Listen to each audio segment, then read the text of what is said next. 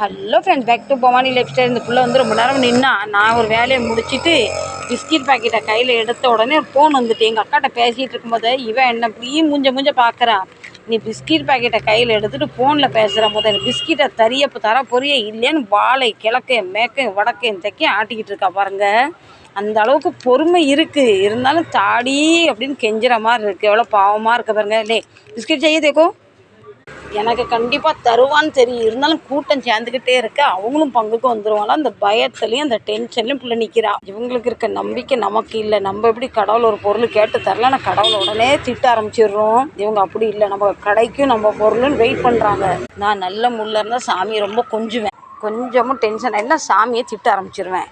இவங்க அப்படி கிடையாது. இப்போ தெரியுதா கடவுள் நம்மளை மனுஷனா இவங்களை எப்படியாம் படைச்சிருக்காங்கன்னு. இதுதான் நமக்கும் இவங்களுக்குள்ள வித்தியாசம். இவங்களுக்கு கொடுத்த பொறுமை அமைதியை நமக்கும் தரணும், எனக்கு தரணும். என்கிட்ட ஆல்ரெடி கடவுள் சொன்னார், நீ டென்ஷன் படாதடி, உன் பொருளை உனக்கு தரணும். இருந்தாலுமே நான் அவர்கிட்ட சண்டை போட்டு எப்போ என் தலைக்கு மேலே பார்த்தீங்களா லைட் எரியுது, பார்த்தா ஏதோ சூரிய ஒளி மாதிரி இருக்குது பார்த்தீங்களா, அப்படியே சூப்பராக இருக்குது பார்த்தீங்களா. நல்லா இருக்கேண்ணா. வெள்ளை ட்ரெஸ்ஸு, வெள்ளை நிலா, சிகப்பு பொட்டு, வெள்ளை விகுதி. அஜா கியாவா வேணும் உள்ள வாடின்னு கூப்பிட்டு இருக்கா பாருங்க. அஜா எங்களுக்கும் அதே பிஸ்கெட்டு, எங்கள் தங்க குட்டி பிள்ளைங்களுக்கும் அதே பிஸ்கெட். நானும் கடவுளும் ஒரு தாய் பிள்ளைங்க. ஆமாம், சண்டைப்படும் உடனே குளிப்போம். நீங்கள் எப்படி? நம்ம மனுஷங்கள்ட்ட ஒரு விஷயம் சொன்னால் அது ஊரெல்லாம் கொட்டி அடித்து ஸ்டார் நியூஸ் வரைக்கும் பெய்யுறது.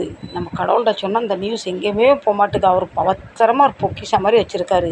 நானும் அதனால் கடவுள்கிட்ட நம்ம பாரத்தை சொல்லிவிட்டு அவர் மேலே நம்பிக்கையில் நம்ம வேலையை அவர் செஞ்சு தருவார்னு தைரியத்தில் இருக்கேன். பொறுத்தார் பூமி ஆளுவார்.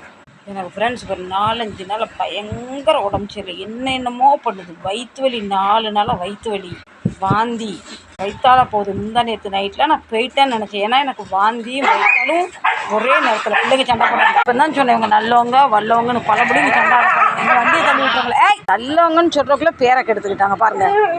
நாய் மெதுவாக குலைக்கும், இந்த மனுஷன் நாயோட பெருசாக குலைக்காரு. இன்னும் நாயை நான் குலைக்க சொன்ன மாதிரி இவர் ஏன்ட்ட குலைக்காரு. வாங்க ஏன் மேட்ருக்கு இந்த நாய் சண்டை இவர் சண்டைன்னு பெரிய சண்டை.